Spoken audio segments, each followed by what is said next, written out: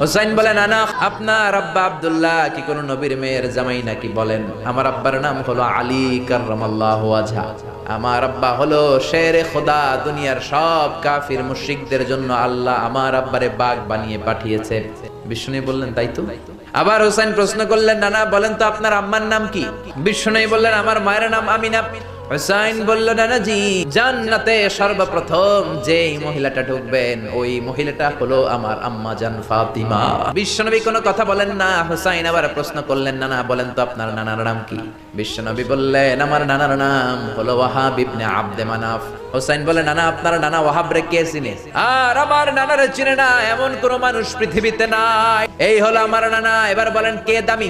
বিশ্বনবী আর ধৈর্য ধারণ করতে পারেন না, ধা ধা করে চোখের পানিগুলো ছেড়ে হোসেনকে বুকের মধ্যে জড়িয়ে ধরেন আর বলেন, হোসেন তুমি ঠিকই বলেছ, আসলে আমি নবীর চাইতে তোমার দাম আল্লাহর কাছে